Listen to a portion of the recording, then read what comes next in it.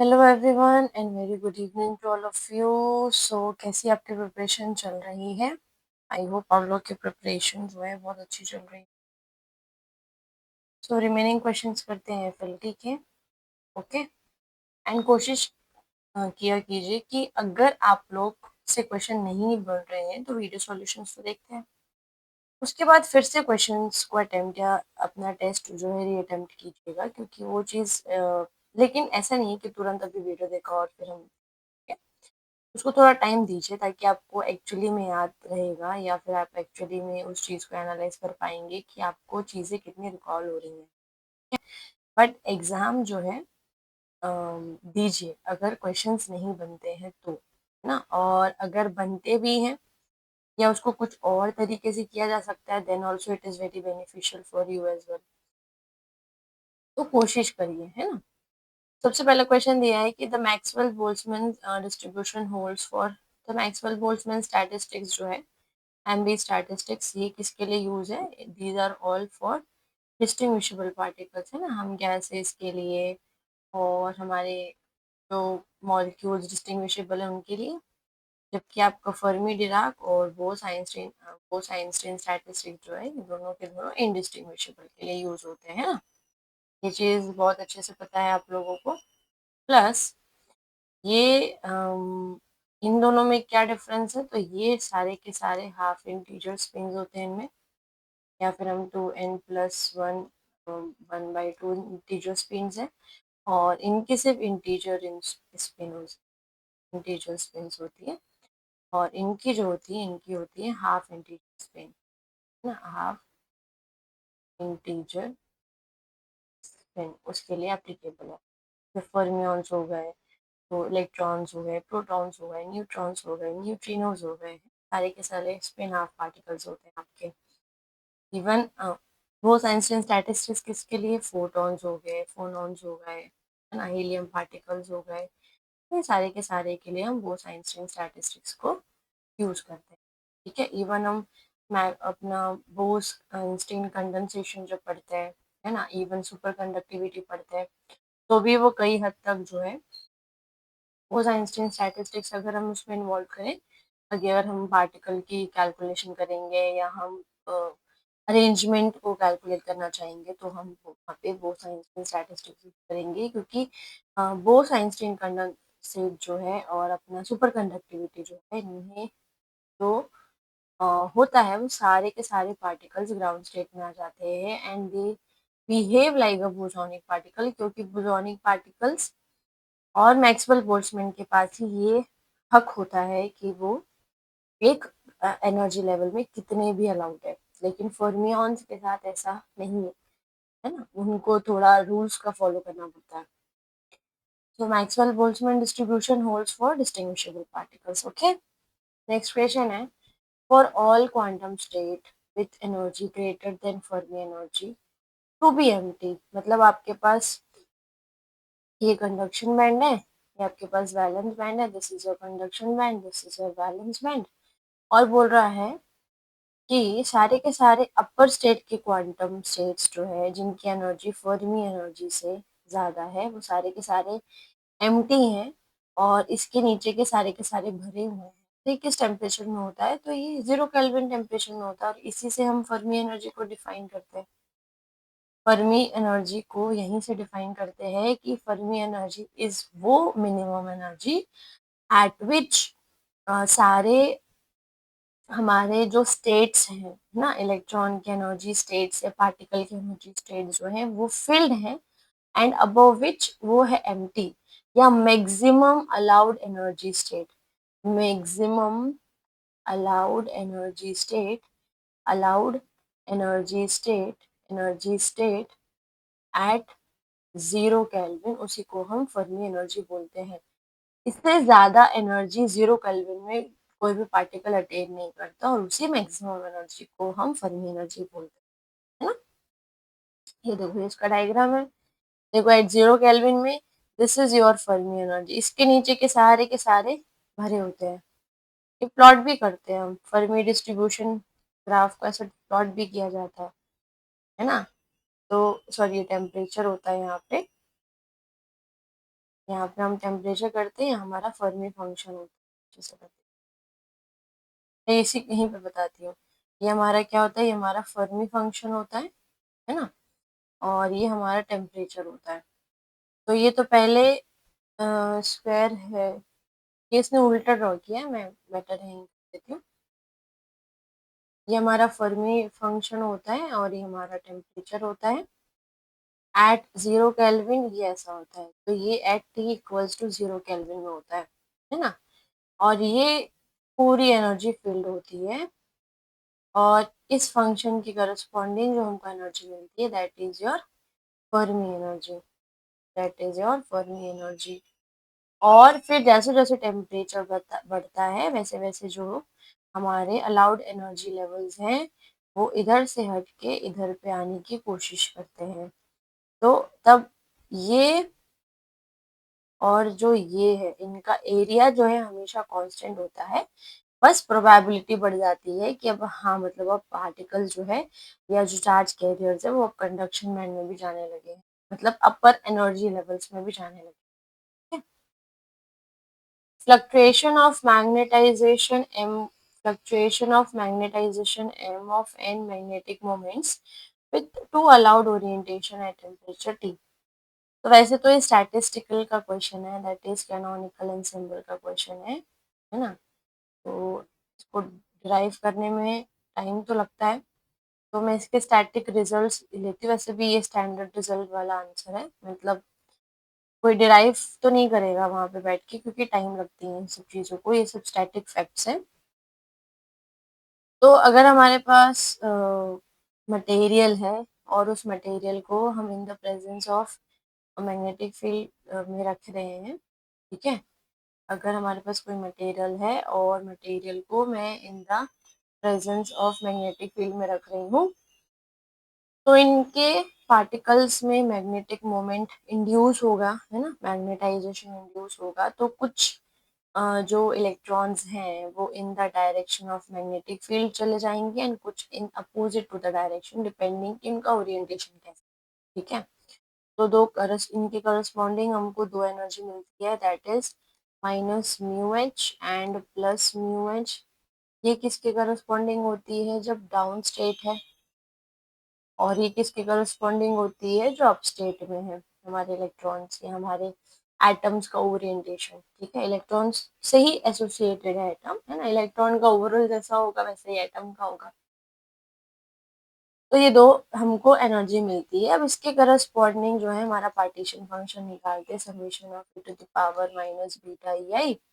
तो क्या आएगा, e to the power minus mu H plus e to the power mu H, है ना। और यहाँ पे बीटा भी आएगा, यहाँ बीटा भी आएगा, डिवाइड बाई टू करते हैं, मल्टीप्लाई बाई टू करते हैं, तो ये क्या जाएगा, two cos hyperbolic beta mu, और ये बी, ये एच ले लिया मैंने, बी भी ले सकते हैं, तो बीटा म्यू एच, ठीक है। तो ये पार्टीशन फंक्शन होता है जब हमारा कोई भी material in the presence of magnetic field होता है। अब इसके बेसिस पे हेल्महोल्ट्ज फ्री एनर्जी निकाली जाती है, दैट इज के बी एल एन माइनस के बी एल एन क्यू से, माइनस के बी एल एन क्यू से हमारी हेल्महोल्ट्ज फ्री एनर्जी निकालते हैं हम, हेल्महोल्ट्ज फ्री एनर्जी निकालते हैं, ठीक है। एंड फिर इसका यूज करके हम मैग्नेटाइजेशन निकालते हैं, मतलब मैग्नेटाइजेशन।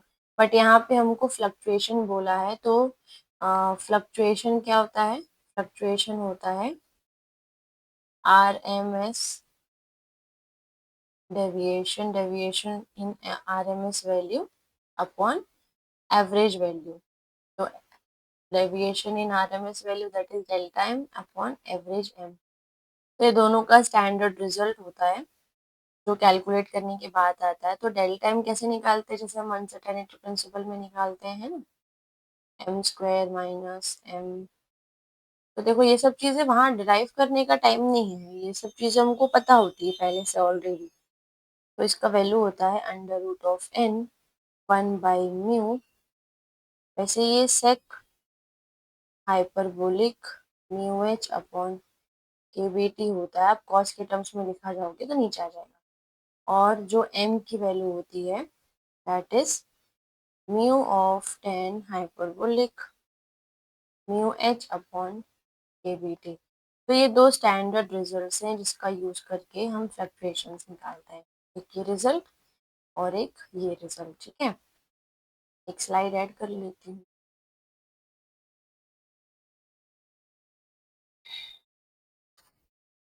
बस ऐसे टाइप के क्वेश्चंस कई बार पूछ लेते हैं जो थोड़ा कॉन्सेप्चुअल होते हैं, और इसके लिए आपको पहले से थ्योरी थोड़ी बहुत पता होनी चाहिए किसी चीज़ की, तब आप ऐसे टाइप्स के क्वेश्चंस को सॉल्व कर पाते हैं।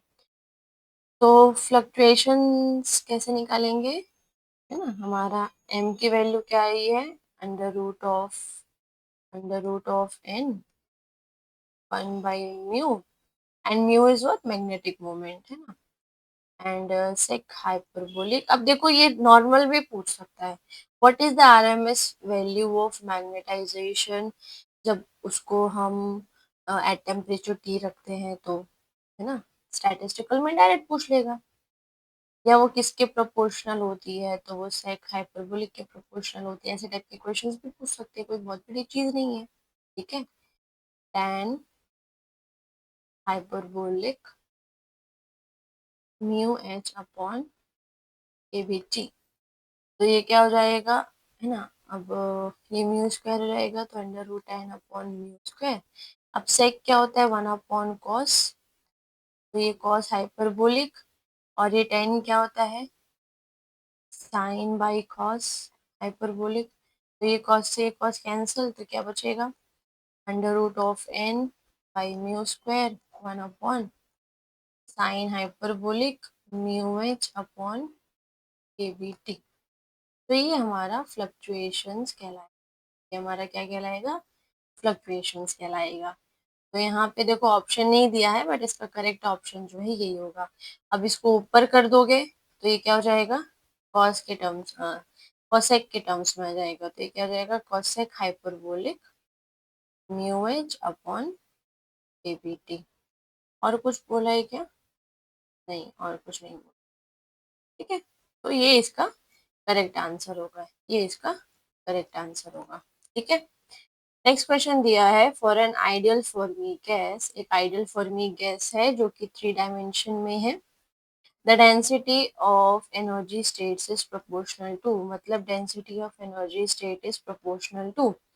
तो मैंने एक इसमें ट्रिक बताई थी, है ना, जब मैं आप लोगों को यूनिट टेस्ट के वीडियो सॉल्यूशंस करा रही थी, तो मैंने बताई थी, सॉल्यूशन भी बताया था कि वो आता कैसे है ना, और ट्रिक भी बताई थी कि ये हमेशा प्रोपोर्शनल होता है a⁻d by S minus one, अगर एनर्जी के टर्म्स में पूछे, और अगर फ्रीक्वेंसी के टर्म्स में पूछे तो d by S minus one, ऐसे करके आप लिख सकते हैं, जहाँ पे d जो है ये क्या होता है, डायमेंशन, और s कहाँ से आता है, s आता है हमारा फ्रीक्वेंसी वाले रिलेशन से, या जिसको हम डिस्पर्जन रिलेशन बोलते हैं, डिस्पर्जन रिलेशन से ये चीज आती है हमारी, है ना।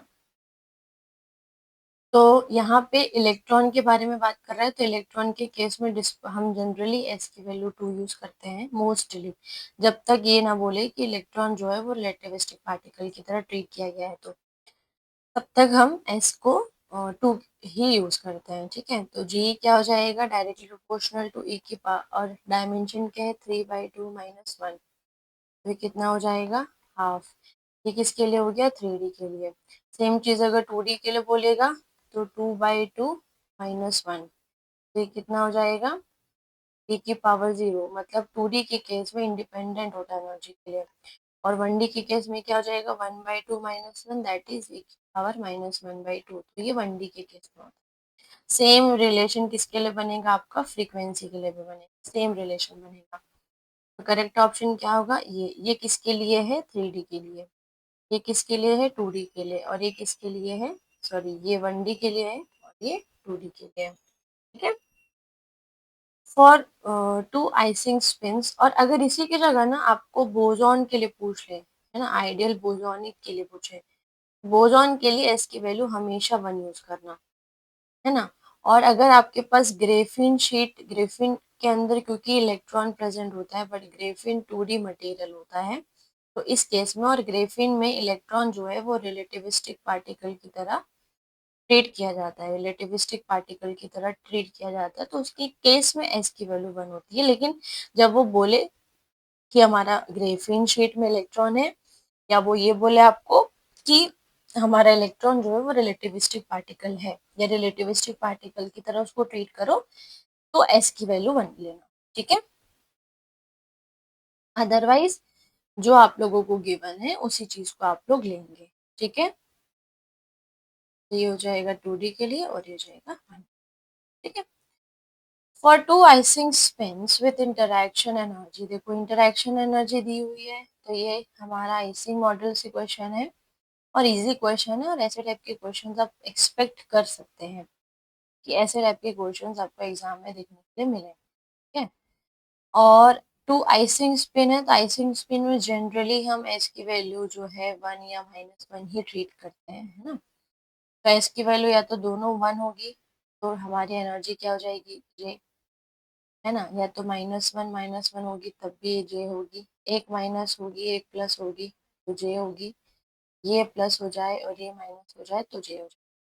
अब आइसिंग स्पिन का काम क्या होता है कि आपस के आजू बाजू के इंटरेक्शंस को भी इन्वॉल्व करता है, यही आइसिंग मॉडल कहता है ना। एक स्पिन एक एटम के ओरिएंटेशन का दूसरे एटम के ओरिएंटेशन पे फर्क पड़ता है और हम नेबरिंग चीजों को ही कंसीडर करते हैं, ये आइसिंग मॉडल का बेसिक रूल है, ठीक है। तो यहाँ पे पूछ रहा है कि at high temperature average energy क्या होगी। हाई टेम्परेचर का मतलब केबीटी बहुत ज्यादा है, केबीटी बहुत ज्यादा है, हाई टेम्परेचर की बात कर रहा है, किससे, जे से, ठीक है। तो एवरेज एनर्जी कैसे निकालते हैं, तो सबसे पहले तो पार्टीशन फंक्शन निकालो, है ना। तो पार्टीशन फंक्शन कैसे निकालोगे, पार्टीशन फंक्शन कैसे निकालोगे, क्या होता है, summation of g i e to the power minus beta e i होता है। अब यहाँ पे ये दोनों के करस्पॉन्डिंग जो हमको एनर्जी मिल रही है, तो ये 2 बार मिल रही है और इनके करस्पॉन्डिंग भी 2 बार मिल रही है। तो जी आई क्या होता है, जी आई हमारा डीजनरेसी होता है, जी आई हमारा डीजनरेसी होता है। तो क्या हो जाएगा, 2 times of E to the power minus beta, एक बार जे पुट कर दो और एक बार माइनस जे पुट कर दो, ये आ जाएगा। तो ये हमारा क्या आ जाएगा, डीजनरेसी पार्टीशन फंक्शन आ जाएगा, ठीक है। और एनर्जी किसी, मतलब आप स्टैटिस्टिकल में किसी का भी एवरेज निकालो तो वो हमेशा g i t i e to the power minus beta e i, यहाँ पे अगर एनर्जी बोले तो ई आ जाए, यहाँ पोजीशन बोले तो पोजीशन की वैल्यू लिख देना, यहाँ पे और कुछ भी फिजिकल पैरामीटर बोले तो वो यहाँ, मैग्नेटाइजेशन बोले तो मैग्नेटाइजेशन आएगी, मैग्नेटिक फील्ड बोले तो मैग्नेटिक फील्ड यहाँ लिख देना, या आपका एंट्रोपी हो तो एंट्रोपी, मतलब जो भी चीज पूछ रहा है जिसका एवरेज वैल्यू निकालने के लिए, उसमें यहाँ पे मतलब वैसे भी एवरेज ऐसे ही निकाला जाता है, upon summation of g i e to the power minus beta e i, या जिसको हम पार्टीशन फंक्शन बोलते हैं, ठीक है। तो एक बार एनर्जी क्या आएगी, माइनस जे, तो दो के करस्पॉन्डिंग है minus J e to the power beta J plus 2 J a to the power minus beta J, upon ये कितना हो जाएगा हमारा, 2 times of a to the power minus beta J plus a to the power beta J, ठीक है। अब इसको solve करते हैं, स्लाइड, है ना। अब इसको सॉल्व करते हैं तो हमारी एवरेज एनर्जी क्या हो जाएगी, और हाई टेम्परेचर बोल रहा है, तो हाई टेम्परेचर का मतलब ही वही है, ठीक है। तो 2 तो कट जाएगा, 2 तो कैंसिल आउट हो जाएगा, तो बचेगा क्या हमारा, देखो मैं -2 बाहर निकालती हूँ, इधर 2 आता है, तो यहाँ क्या बचेगा, e to the power beta J minus e to the power minus beta J upon e to the power beta J plus e to the power minus beta J, ठीक है। ये और ये कैंसिल, ये कितना जाएगा, -1। अब इसको क्या बोल रहा है, यहाँ बीटा क्या है, 1/kBt, है ना, और बीटा जे, इसका मतलब J/kBt, टी बहुत ज्यादा है, इसका मतलब ये बहुत ज्यादा स्मॉल हो जाएगा, है ना, मतलब जे जो है वो बहुत ज्यादा कम हो जाएगा केबीटी से, तो हम एक्सपोनेंट एक्सपेंशन कर सकते हैं और सिर्फ फर्स्ट टर्म लेते हैं, है ना, फर्स्ट टर्म लेते हैं, ये रूल होता है। जब हमारे पास e to the power theta की वैल्यू में थीटा जो है वो वेरी स्मॉल होता है, तो हम शुरू के सिर्फ दो ही टर्म्स लेते हैं, दैट इज 1 प्लस थीटा। बाकी के टर्म्स क्योंकि थीटा स्क्वायर होगा तो और छोटा हो जाएगा ना, तो सिर्फ शुरू के दो टर्म्स ही लेते हैं। तो ये क्या हो जाएगा, 1 plus beta J plus 1 minus beta जे। अब बस इसको सिंप्लीफाई करो, तो ये क्या हो जाएगा, 1 plus beta J minus 1 plus beta J upon ये कितना हो जाएगा, 2 टाइम्स, और बीटा जे से बीटा जे कैंसिल, ये 1 से 1 कैंसिल, तो ये कितना आ जाएगा, बाहर जे भी था ना यहाँ पे, ये जे भी है, ये जे भूल गया, जे भी है, ठीक है। तो माइनस जे ये कितना आ जाएगा, बीटा जे 2 टाइम्स ऑफ 2, ये 2 से 2 कैंसिल, तो एवरेज वैल्यू एनर्जी की क्या आएगी, माइनस बीटा जे स्क्वायर। और यहाँ बोल रहा है कि वो किसके प्रोपोर्शनल होगी, क्योंकि यहाँ टी का टर्म नहीं दिया हुआ है, तो E is directly proportional to minus J square. अब आप लोग सोच रहे होंगे कि बीटा बहुत ज्यादा है तो फिर इस टर्म को भी वैनिश हो जाना चाहिए, तो फिर तो डिपेंडेंसी बचेगी नहीं एवरेज की, फिर तो वो इंडिपेंडेंट हो जाएगा, जीरो हो जाएगा। तो डिपेंडेंसी रहनी चाहिए, इसलिए हम उस वाले टर्म को एलिमिनेट नहीं करेंगे, ठीक है। नेक्स्ट क्वेश्चन आता है हमारा, that is for a given transistor circuit. हमको यहाँ पे एक ट्रांजिस्टर सर्किट दिया है, बोल रहा है the current through R E मतलब एमीटर के साइड में जो हमारा रेजिस्टर लगा हुआ है, इसके थ्रू करंट कितना जाएगा, ठीक है। तो सबसे पहले तो देखो, ये हमारा बेस है, बेस का यहाँ पे हमको जो वोल्टेज है ग्राउंडेड है, तो जीरो हो जाएगा, ठीक है। तो हम एक काम करते हैं, हम एमीटर बेस वोल्टेज निकाल लेते हैं। अगर हमको एमीटर बेस वोल्टेज पता चल गया ना, है ना, तो फिर हम उसका यूज करके वोल्टेज अलोंग आर ई निकाल लेंगे, और फिर इसका यूज करके हम करंट निकाल लेंगे जो किसके पास है, एमीटर रेजिस्टर से जा रहा है, ठीक है। या बेस और एमीटर वोल्टेज, अब बेस और एमीटर वोल्टेज कैसे निकालोगे, तो इस चीज को ध्यान से देखो, है ना। वैसे देखने से तो ये पता चल रहा है ये कौन से टाइप का एनपीएन है कि पीएनपी, बताओ। हमेशा पी से एन की तरफ करंट जाता है, क्योंकि इलेक्ट्रॉन एन से जाता है, एन में मेजॉरिटी चार्ज कैरियर इलेक्ट्रॉन होता है। इसका मतलब हमारा ये क्या हो जाएगा, ये करंट का डायरेक्शन है, तो ये पी हो जाएगा, ये एन हो जाएगा, ये एन। अगर हमको कभी भी गिवन ना हो कि ट्रांजिस्टर जो है वो सिलिकॉन वाला है या जर्मेनियम वाला है, तो कोशिश करना हमेशा सिलिकॉन ही लेना, ठीक है। क्योंकि सिलिकॉन वाइडली यूज होता है, जर्मेनियम भी होता है, बट हम न्यूमेरिकल सॉल्व करने के लिए सिलिकॉन लेते हैं। तो जो हमारा बेस एमीटर वोल्टेज होगा, है ना, ये जो बेस एमीटर वोल्टेज होगा वो क्या हो जाएगा, वो हो जाएगा 0.7, है ना। क्योंकि ये जो है इसका बैंड गैप, और इतना ही वोल्टेज चाहिए इसको ट्रांजिस्टर को, ठीक है। तो एमीटर साइड का वोल्टेज क्या हो जाएगा, एमीटर के पास का वोल्टेज क्या हो जाएगा, वी बेस का वोल्टेज माइनस बेस एमीटर का वोल्टेज, तो हमारा एमीटर का वोल्टेज निकल जाएगा। ये कितना है, देखो बेस का वोल्टेज 0 है, और एमीटर और बेस का कितना है 0.7, तो कितना आ जाएगा, माइनस 0.7 वोल्ट किसका, एमीटर का। अब एमीटर का वोल्टेज से हम रेजिस्टर के अलॉन्ग निकाल सकते हैं, तो रेजिस्टर के अलॉन्ग कितना हो जाएगा, वीई माइनस ऑफ ये वाला, है ना, that is minus of 0 point minus of, ये करंट ऐसे ही जाएगा ना, हमारा करंट क्या करेगा, हमारा करंट जाएगा ऐसे, करंट ऐसे जाएगा। तो यहाँ का वोल्टेज यहाँ के वोल्टेज से माइनस करो, तो यहाँ पे कितना वोल्टेज ड्रॉप हो रहा है, और उसी पे डिपेंड करेगा कि हमारा करंट कौन सा फ्लो करेगा। तो ये कितना हो जाएगा, माइनस 5, और ये कितना है, माइनस 0.7 प्लस 5, तो ये कितना हो जाएगा, 4.3 वोल्ट्स। अब हमको करंट निकालना है, तो जस्ट ओम्स रूल लगा दो, तो are I along R E क्या हो जाएगा, 4.3, और आर ई कितना दिया हुआ है, 1 किलो ओम, है ना। और किलो जब ऊपर जाएगा तो 10 की पावर -3, तो आई क्या हो जाएगा, हमारा आई हो जाएगा 4.3 मिली एम्पियर। तो करेक्ट ऑप्शन होगा 4.3 मिली एम्पियर। इजी क्वेश्चन था। अब नेक्स्ट क्वेश्चन दिया हुआ है, इसके लिए मैं एक पेज ढूंढ लेते हैं क्योंकि इसका डायग्राम बहुत स्मॉल है, थोड़ा क्लियर में बनाते हैं तो ज़्यादा अच्छा, आप लोग समझने में आसानी होगी आप लोग।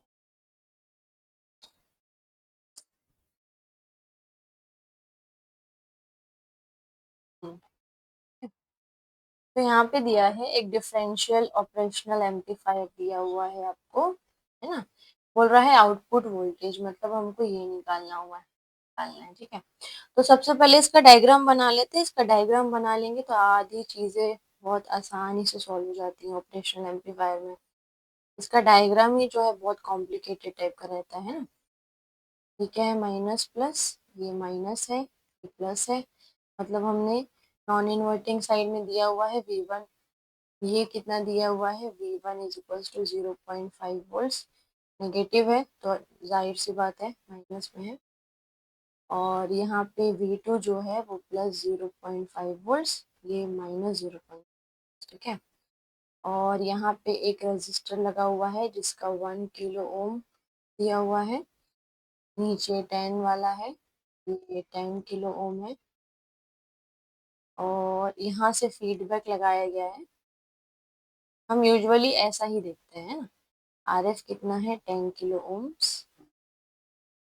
उसके बाद ये ग्राउंडिंग कर दिया है और ये दिया हुआ है 10 किलो ओम, और ये 100, ये है 10 किलो ओम, और ये यहाँ से 100 किलो ओम है, और हमको V आउटपुट पूछा है, ठीक है। तो सबसे पहले तो वर्चुअल ग्राउंड, पहले तो यहाँ का वोल्टेज निकाल लेते हैं। तो फिर वर्चुअल ग्राउंड कंडीशन से ये वाला वोल्टेज यही होगा, और फिर बस यहाँ पे वोल्टेज लूप या हमारा किरचॉफ्स करंट लॉ लगाएंगे तो हो जाएगा, ठीक है। तो हम इसको लेट करते हैं कि ये वाला जो वोल्टेज है हमारा, इसको हम V1 ले लेते हैं, या V नॉट तो वो ले लिया हमने, इसको हम वी वी वी प्राइम कर लेते हैं, ठीक है। तो यहाँ पे अगर हम लगाएंगे तो यहाँ से करंट आएगा और यहाँ से चला जाएगा, तो आने वाली करंट इक्वल्स टू जाने वाली करंट। तो V2 minus V prime upon R, जो ये है, that is 10 kilo ohms, is equals to V prime minus 0 upon 10 kilo ohm. तो 10 kilo ohm 10 kilo ohm cancel हो जाएगा, और दोनों 10 ही है ना, नहीं ये 1.1 किलो, ये 1 किलो ओम है, ये 1 किलो ओम है, और ये 10 किलो है, तो फिर ये जो है 1 किलो ओम है, तो ये 10 बचेगा, तो ये 10 उधर जाएगा, तो 10 into V2 minus 10 V prime is equals to V prime.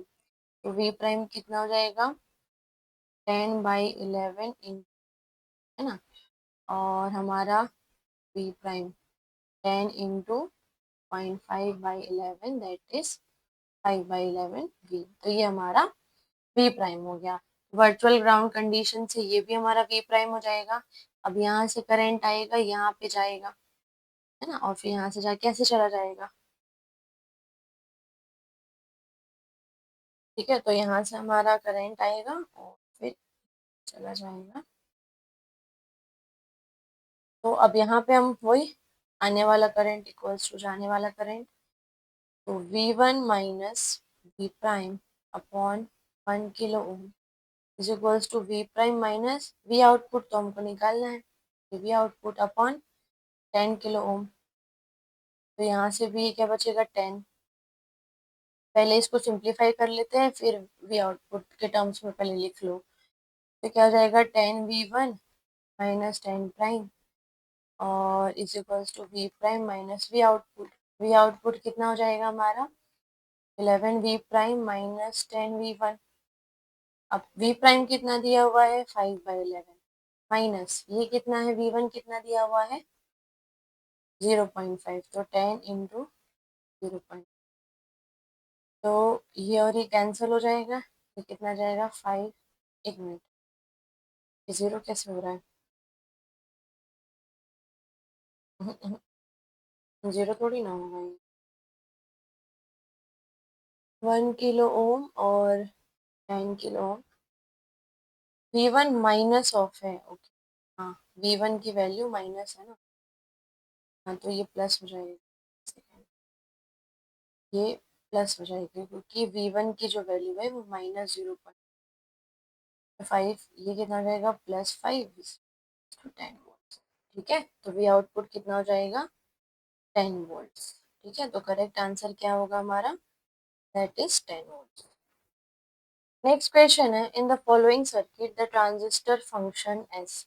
तो देखो यहाँ पे दो ट्रांजिस्टर्स दिए हुए हैं ना, दोनों ट्रांजिस्टर जो है वो कैसे अरेंज्ड है, दोनों के दोनों पैरेलली अरेंज्ड है, पैरेलली अरेंज्ड है, पहली चीज। ठीक है, दूसरी चीज, दोनों का जो कलेक्टर वाला साइड है वो कॉमनली बायस्ड है ना, मतलब दोनों एक साथ कनेक्ट, और जो दोनों का बेस पोर्शन है, दोनों का जो बेस वाला पोर्शन है वो एज अ इनपुट की तरह काम कर रहा है, और दोनों का एमीटर जो है वो कंबाइंड जॉइन होके हमको आउटपुट दे रहा है।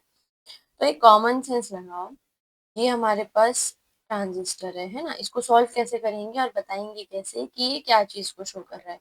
ये करंट का डायरेक्शन है, मतलब ये P है, ये N है और ये N है, करंट ऐसे जा रहा है, ये हमारा बेस है, ये हमारा एमीटर है। ठीक है, ये हमारा बेस है, ये हमारा एमीटर है। ठीक है, अब ए पॉइंट पे अगर हम हाई वोल्टेज देंगे ना, ए पे हम अगर हाई वोल्टेज देंगे और ये यहाँ पे जाके ग्राउंडिंग से कनेक्टेड है, इसका मतलब जितना ज्यादा ए को देंगे उतना ही ज्यादा हमारा पीएन जो है वो फॉरवर्ड बाइसिंग में होगा।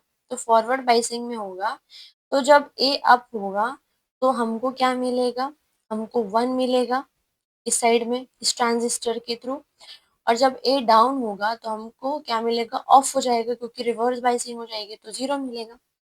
इसका मतलब हमको जो ट्रुथ टेबल मिलेगी वो कैसे मिलेगी, देखो मैं बता रही हूँ, ये हमारा ए है, ये हमारा बी है और ये हमारा वाई है। ठीक है, इसमें जब 1 होगा, इसमें जब 1 होगा, मतलब दोनों से हमको पॉजिटिव सारी चीजें सेम सेम मिलेंगी, तो इसमें हमको क्या बोलते हैं, इसमें भी हमको 1 मिलेगा। ठीक है, ओके, मतलब दोनों जब इधर से भी 1, इधर से भी 1, क्योंकि यहाँ पे ए और बी जो है वो किसकी तरह काम कर रहे हैं, इनपुट की तरह, और हमारा जो वाई नॉट है वो किसकी तरह, या वाई किसकी तरह काम कर रहा है, आउटपुट की तरह। जब एक चालू है और दूसरा, मतलब ये फॉरवर्ड बाइसिंग में है और बी रिवर्स बाइसिंग में है, तब भी हमको चीजें मिलेंगी। जब ये रिवर्स बाइसिंग में है, ये फॉरवर्ड बाइसिंग में है, तब भी हमको चीज मिलेगी, आउटपुट मिलेगा। लेकिन जब दोनों के दोनों रिवर्स बाइसिंग में है तो हमको इनपुट आउटपुट नहीं मिलेगा। तो ऐसा ट्रुथ टेबल कब देखने को मिलता है, और गेट में देखने को मिलता है ना। और गेट में क्या होता है, ए प्लस बी होता है उसका रिजल्टेंट, या उसका बाहर जो निकलता है आउटपुट। तो ये और गेट की तरह जो है काम करेगा। तो हमेशा एक चीज याद रखना कि कभी भी अगर हमारा ट्रांजिस्टर पैरेलल है ना, और उसमें ये चीजों को देख के ध्यान रखना कि कहाँ पे इनपुट दिया जा रहा है और कहाँ पे आउटपुट दिया जा रहा है, और उसके बेसिस फिर आप लोग जो है एनालिसिस करना कि हाँ फॉरवर्ड बाइसिंग है तो करंट मिलेगा, रिवर्स बाइसिंग है तो करंट नहीं मिलेगा, और फिर ट्रुथ टेबल बनाना, तो फिर आप लोग को सही चीज पता चल जाएगी। ठीक है, अब यहाँ पे ये और गेट है, देखो यहाँ से ए आ रहा है और ये क्या है, नॉट गेट है, तो नॉट गेट में तो रिवर्स हो जाता है, मतलब अपोजिट मिलता है, तो ये यहाँ से बी बार आ रहा है, यहाँ से ए आ रहा है। ठीक है, और ये और गेट है, तो यहाँ पे आउटपुट कितना हो जाएगा, ए प्लस बी बार, है ना, और इसका बी इधर जा रहा है और ये सी जा रहा है, और ये क्या एंड गेट है, एंड गेट मतलब बी और सी। ठीक है, अब एक इनपुट में ये है, एक इनपुट में ये है, और फिर यहाँ पे फाइनल क्या हो जाएंगे दोनों, क्योंकि ये भी एंड गेट है तो मल्टीप्लाई, तो ये बी सी। अब इसको ओपन करो तो ये क्या आएगा, A B C plus B bar B C. तो ये प्रॉपर्टी पता है कि जब भी बी बार बी होता है तो उसकी वैल्यू 0 होती है, और बी बार प्लस बी होता है तो इसकी वैल्यू 1 होती है ना।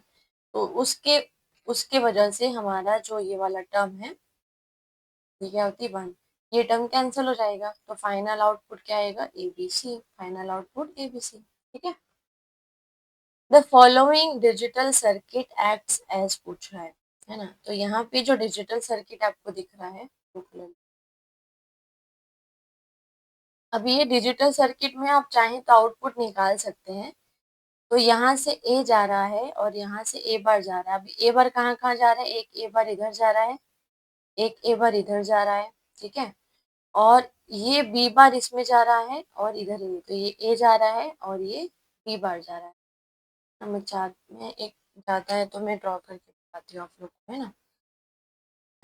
ये मेरा ए है, यहाँ से ए नॉट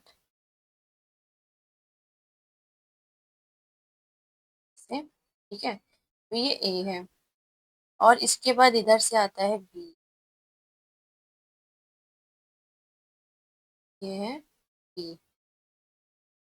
ठीक है, और ये बी इसके साथ एंड के साथ जुड़ जा रहा है, दो इनपुट होगा, ये बी है और ये यहाँ पे ए बी, नहीं तो बाद में बना, ये है और यहाँ पे और, ओके, और इसका एक इनपुट ये ले रहा है ना, और यहाँ पे भी एक एंड है और एक इनपुट इससे जा रहा है, एक इनपुट इससे जा रहा है, एक इनपुट इससे जा रहा है। ठीक है, ये हो गया एक इनपुट। तो यहाँ से देखो ये ए आ रहा है और यहाँ से ए बार आ रहा है, यहाँ से बी आ रहा है, यहाँ से बी बार आ रहा है। तो एक दूसरे कलर से करते हैं, ये बी बार और ये ए मिलके ए बी बार बना दिए, इसका आउटपुट इधर पे, इधर पे क्या आ रहा है, हमको बी आ रहा है और इधर पे ये क्या आ रहा है, ए बार। तो ये भी एंड गेट है, तो इसका आउटपुट क्या हो जाएगा, a bar B bar, A bar B, बस ए बार बी, ए बार बी। ठीक है, और फिर उसके बाद यहाँ पे क्या आ रहा है, बी आ रहा है और यहाँ पे आ रहा है ए बार, तो ये क्या हो जाएगा, ए बार बी। तो ये तो अलग ही आउटपुट में है ना। तो वाई आउट कितना हो जाएगा हमारा, वाई आउट हो जाएगा ए बार बी, और एक्स आउट, एक्स आउट कितना हो जाएगा, a b bar plus a bar b. तो ये किसकी तरह दिख रहा है, ये एक्स और गेट की तरह नहीं दिख रहा, और ये तो हमारा नॉर्मल एंड गेट की तरह दिख रहा है। और ये चीज हमारी सब्सट्रैक्टर में काम आती है, जब हम हाफ सब्सट्रैक्टर यूज करते हैं तो हम दोनों का डिफरेंस लेते हैं, और ये चीज हमारी आती है बोरो, ये चीज हमारी क्या आती है, बोरो। तो ये किसकी तरह ट्रीट कर रहा है, ये देखो यहाँ पे, यहाँ पे दोनों का डिफरेंस लिया जाता है ना। जैसे ये दोनों 0 0 है, मान लो फॉर एग्जांपल आपका ए 0 है, बी 0 है, ये ओरिजिनल,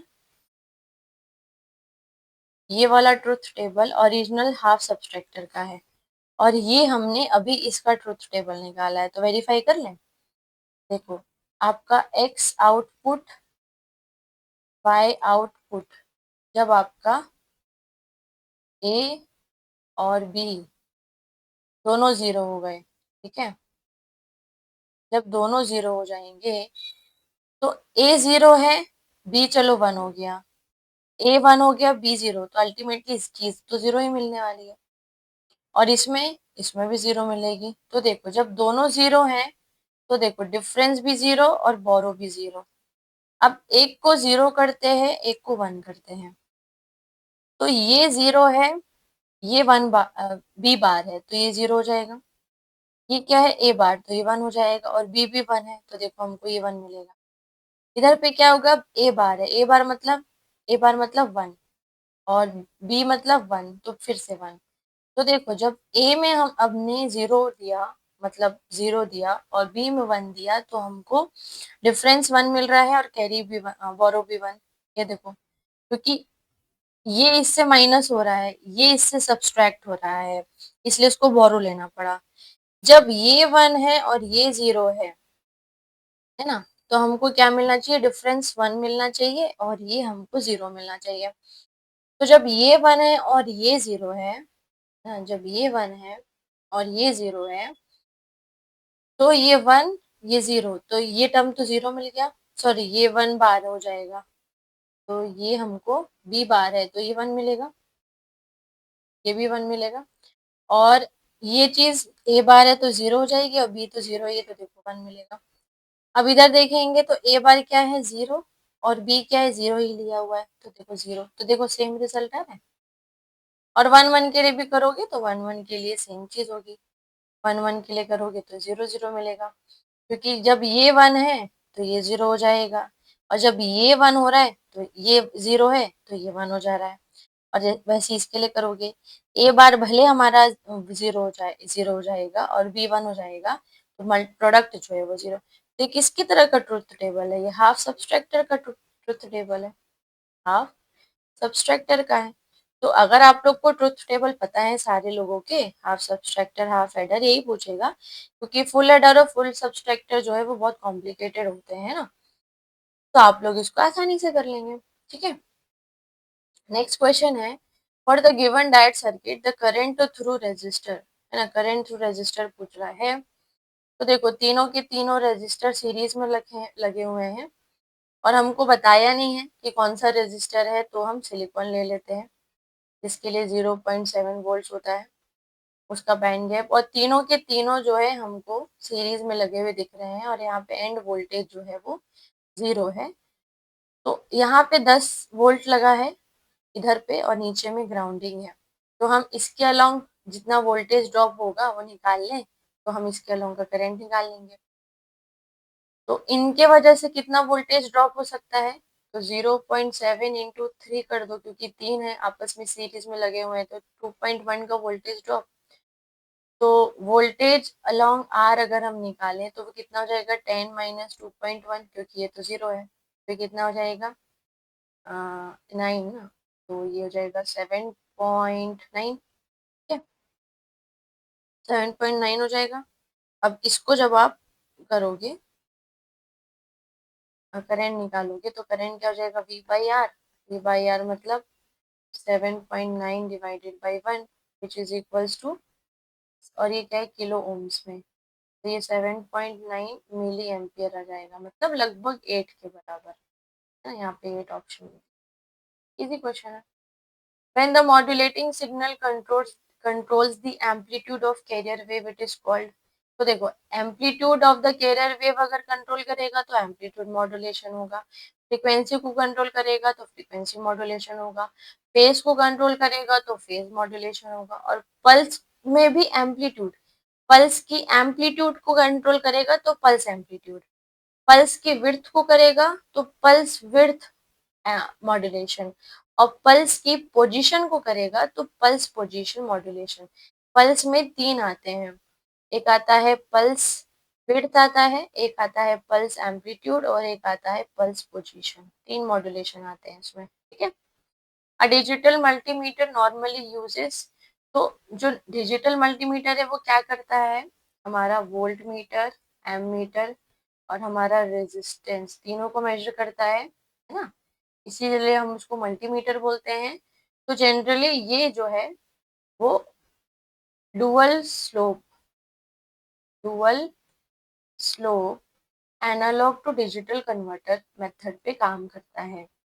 बट राइट नाउ जो एडवांस वोल्ट मीटर्स हैं, ये फर्दर क्वेश्चन बन सकता है, एडवांस जो अभी के मल्टीमीटर्स हैं वो कुछ कुछ सक्सेसिव अप्रोक्सीमेशन पे भी काम करते हैं, successive approximation analog to digital converter पे काम करते हैं।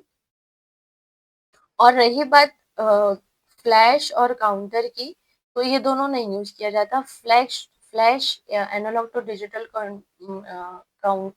कन्वर्टर जो है वो बहुत कॉम्प्लेक्स मेथड होती है, और जो काउंटर है ये बहुत स्लो मेथड है, और ये कॉम्प्लेक्स के साथ साथ फास्ट भी है, तो ये दोनों को जनरली नहीं यूज करते।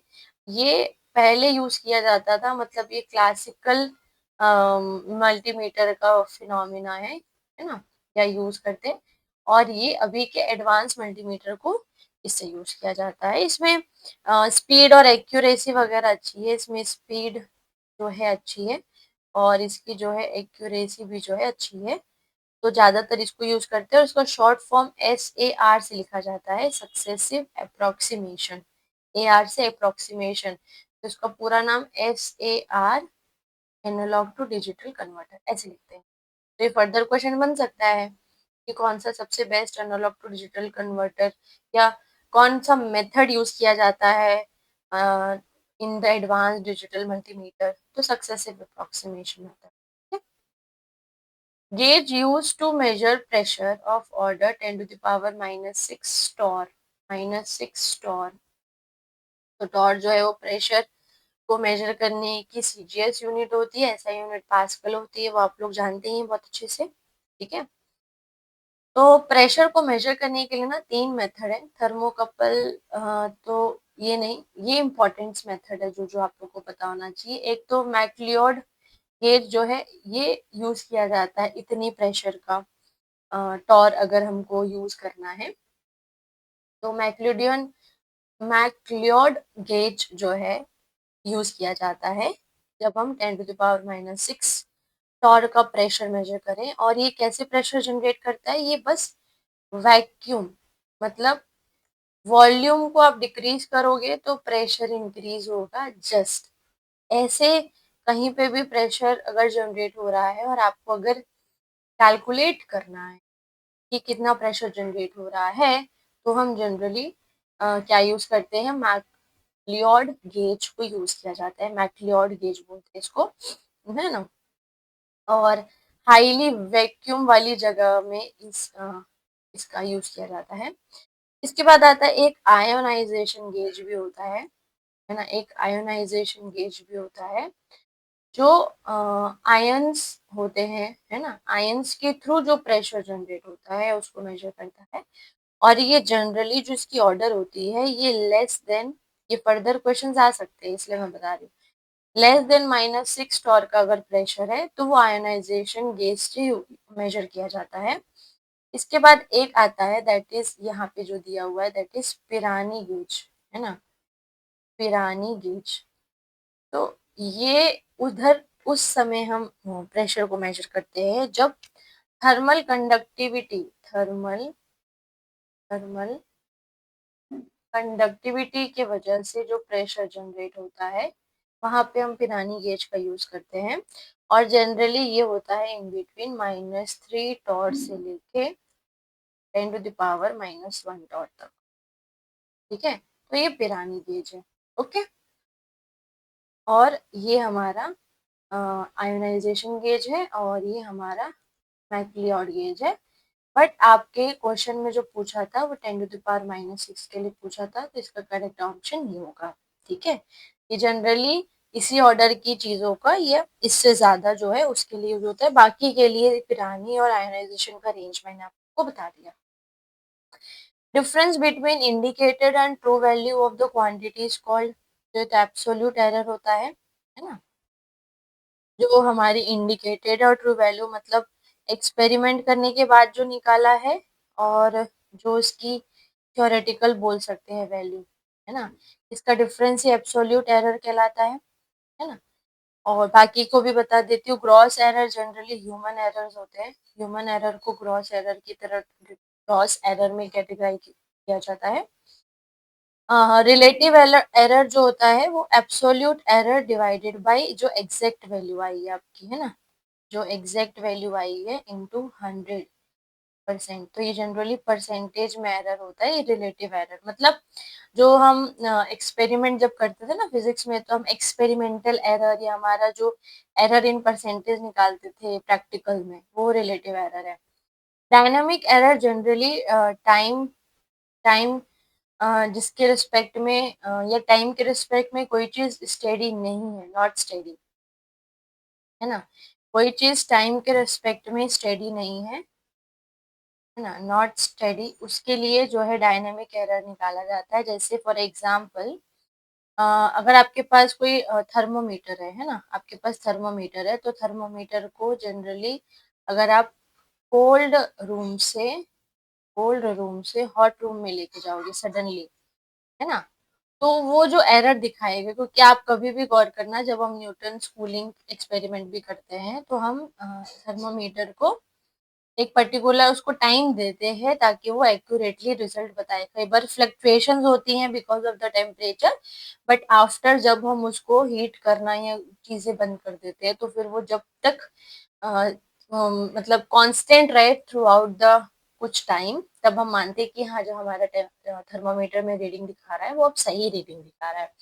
तो अगर मैं सडनली कोल्ड रूम से सडनली हॉट रूम में जाऊंगी तो वो जो एकदम से फ्लक्चुएशन होगा, है ना, in the rise in the temperature, क्योंकि उधर से हम ठंडे से गर्म में गए हैं, तो वो डायनेमिक एरर कहलाता है। मतलब हमारा जो एरर है वो टाइम के रिस्पेक्ट में वेरी कर रहा है, टाइम के रिस्पेक्ट में स्टेडी नहीं है, तो वो डायनेमिक एरर कहलाता है। और यहाँ पे करेक्ट आंसर क्या होगा, तो एब्सोल्यूट एरर होगा। ठीक है।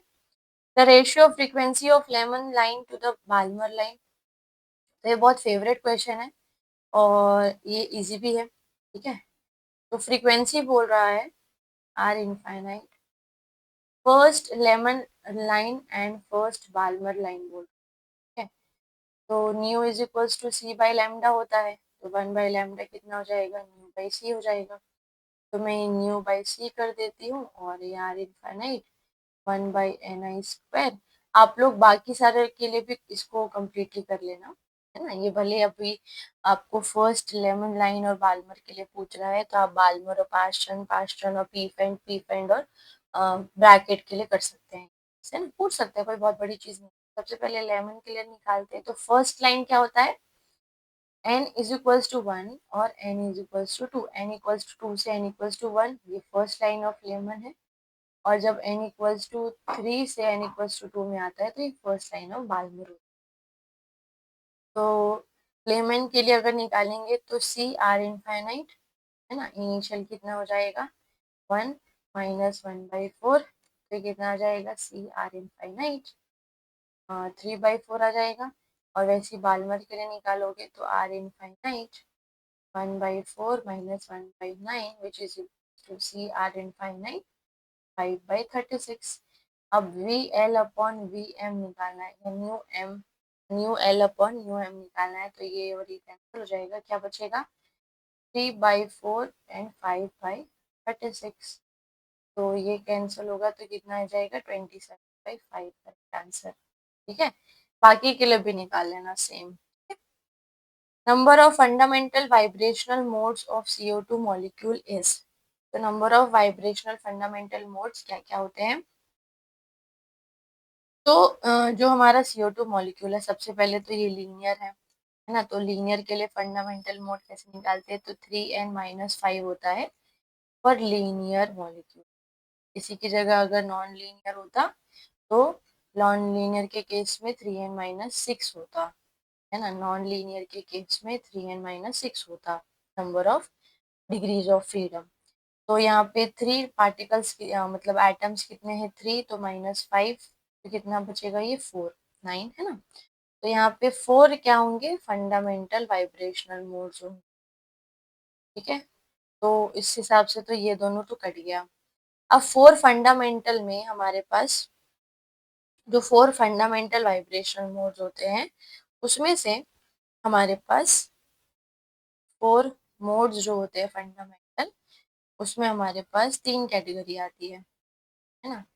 इसमें एक जो होता है वो सिमेट्रिक होता है। ठीक है। इसमें एक जो है वो एंटी सिमेट्रिक होता है। ठीक है। और इसमें दो जो होते हैं वो बेंडिंग। अभी जो सिमेट्रिक है, तो सिमेट्रिक का मतलब क्या है, अब ये भी इधर जा रहा है, ये भी इधर जा रहा है, या ये इधर आ रहा है, ये इधर आ रहा है, तो सिमेट्रिक है। तो ये जो सेंटर है ये कहीं नहीं हिलता। इसके वजह से जो हमारा डाइपोल मोमेंट है वो चेंज नहीं होता। Dipole moment do not change. और आईआर स्पेक्ट्रोस्कोपी या वाइब्रेशनल स्पेक्ट्रोस्कोपी का क्राइटेरिया क्या होता है कि चेंजिंग डाइपोल मोमेंट होना चाहिए, चेंजिंग डाइपोल मोमेंट होना चाहिए। तो चेंजिंग डाइपोल मोमेंट नहीं है तो ये हमारा आईआर इनएक्टिव मोड होता है और इसीलिए ये रमन एक्टिव होता है। क्योंकि रमन एक्टिव किसके लिए होता है? पोलराइजेशन, मॉलिक्यूल पोलराइज करना चाहिए, तो पोलराइज तो डेफिनेटली करेगा, पोलराइजेशन का डायपोल मोमेंट से कोई लेना देना नहीं, ठीक है। अब एसिमेट्रिक के केस में सेंटर वाला भी चेंज होगा, तो यहाँ पे आई आर एक्टिव मोड होता है और यहाँ पे रमन इनएक्टिव होता है, रमन इनएक्टिव, ठीक है। और ये जो बेंडिंग का केस होता है, बेंडिंग के केस में भी ये आई आर एक्टिव होते हैं एंड रमन जो है इनएक्टिव होते हैं। तो टोटल कितने आपके पास एक्टिव हैं? तो देखो आपके पास 4 होते हैं, तो एक दो रमन और 2 आई आर, एक रमन और 3 आई आर। तो देखो ये आई आर एक्टिव, ये आई आर एक्टिव, है ना, मतलब ये 3 आई आर एक्टिव है, 3 आई आर एक्टिव है और एक जो है वो रमन एक्टिव है, एक जो है वो रमन एक्टिव है। तो करेक्ट ऑप्शन क्या होगा? Option number B. अब इसी में अगर मान लो H2O के लिए पूछ लिया, फॉर एग्जांपल कभी आप लोग से क्वेश्चन H2O के लिए मान लो पूछ लिया, तो H2O के केस में H2O क्या होता है? Non linear. तो नॉन लीनियर के केस में 3n-6 करोगे तो 3 × 3 - 6 which is equals to 3 modes आते हैं। तो इसमें एक सिमेट्रिक आता है, एक एंटी सिमेट्रिक आता है और एक बेंडिंग आता है। और इसमें जो तीनों के तीनों मोड्स होते हैं, ये तीनों के तीनों जो मोड्स होते हैं, ये सारे के सारे आपके आई आर एक्टिव होते हैं, आई आर एक्टिव होते हैं और रमन इनएक्टिव होते हैं, रमन इनएक्टिव होते हैं। वैसे भी जो चीज आई आर एक्टिव होती है वो रमन इनएक्टिव होती है और जो रमन एक्टिव होती है वो आई आर इनएक्टिव, ठीक है। A CO2 ion has spectroscopy term। अब CO2 मतलब कोबाल्ट 2+, ठीक है। इसका एटॉमिक नंबर पता होना चाहिए, इसका एटॉमिक नंबर होता है 27। तो 27 हो गया, अब प्लस कर दिए तो इसका CO का जो है वो 27 होता है, तो इसका 25 हो जाएगा, है ना। इसका कितना हो जाएगा? 25। और इसका स्पेक्ट्रल इसका स्पेक्ट्रम वो लिखो, 2s2 2p6 3s2 3p6 4s2 and 3d। ये कितना हो जाएगा? 10 20 बचा 5, तो ये 5 इधर आएगा, तो 1 2 4 1 2 4 5। अब L की वैल्यू निकालोगे तो ये कहते हैं -2 -1 0 +1 +2। एल की वैल्यू क्या होती है? Summation of ml values mod, तो ये सब कैंसल आउट होके 0 देगी। और एस की वैल्यू क्या होती है? Summation of M S value, तो सबकी एम एस वैल्यू कितनी हो जाएगी? हाफ। और क्या ऐसे कितने हैं? 5, तो कितना हो जाएगा? और स्पेक्ट्रल टर्म कैसे लिखते हैं? 2s+1 L of J। इसके करस्पॉन्डिंग J की वैल्यू एक ही आएगी, that is L+S2L-S mod value, है ना। तो ये हमको क्या मिल जाएगी?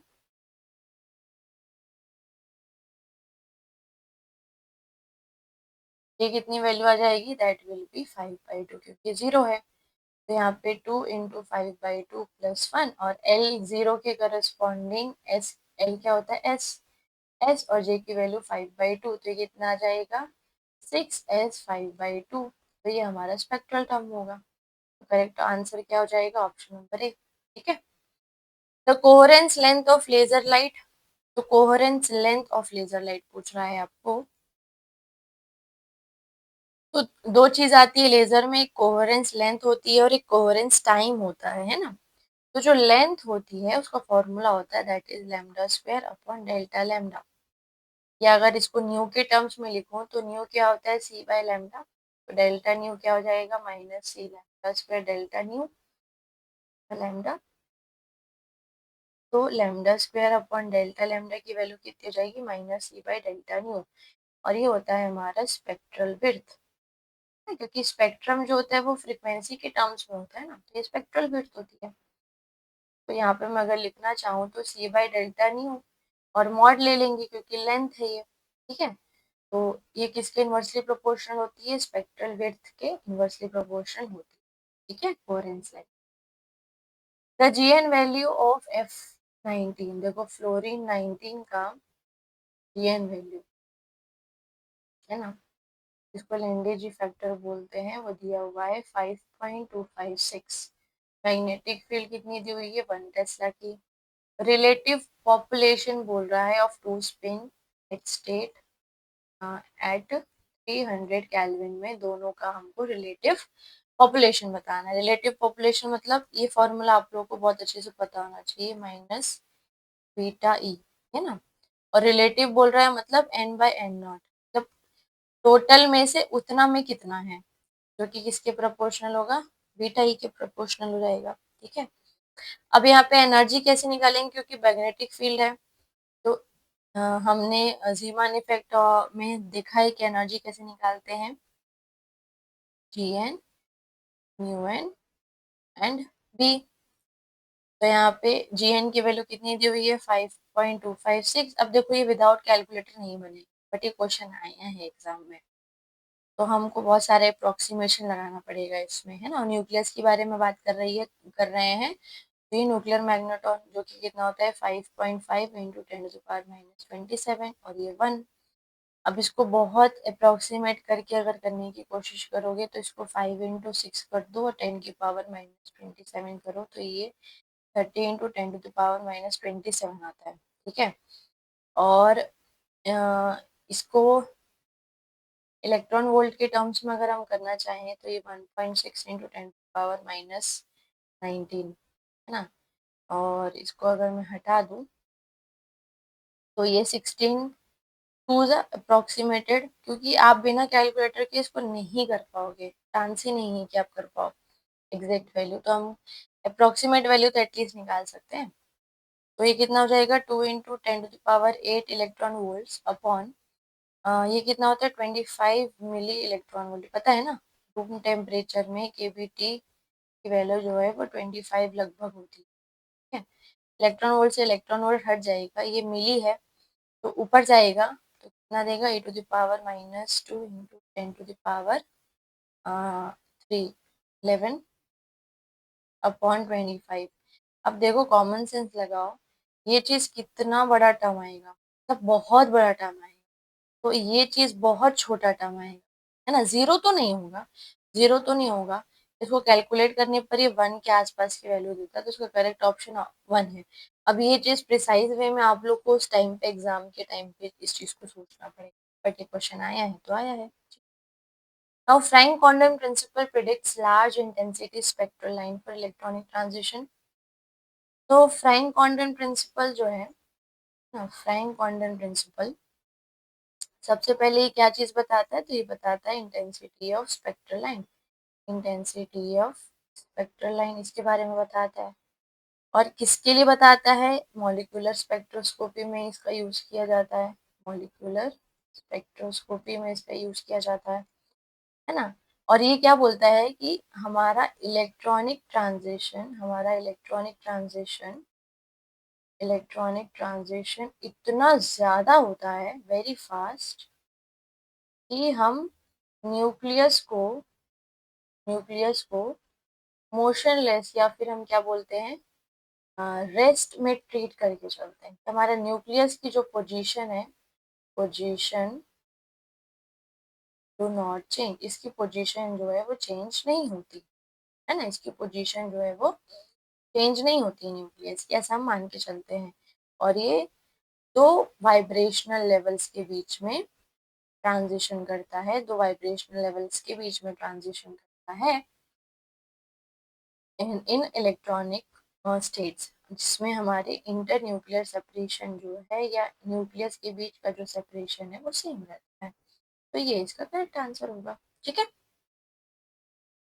If separation between adjacent rotational IR line, है ना। अब रोटेशनल की बात कर रहा है तो रोटेशनल में जो गैप होता है वो 2b का होता है ना, ये आप लोगों को पता है, जहाँ पे b क्या होता है h² upon 8 pi square IC, यहाँ पे I क्या होता है moment of inertia, c speed of light, ये हमको पता होना चाहिए। यहाँ पे बोल रहा है कि 2b की वैल्यू 3.844 सेंटीमीटर इनवर्स है, तो रोटेशनल कांस्टेंट क्या होगा, तो रोटेशनल कांस्टेंट तो b है, तो 3.844 डिवाइडेड बाई 2, तो बी की वैल्यू कितनी आ जाएगी 1.922 सेंटीमीटर इनवर्स, करेक्ट ऑप्शन।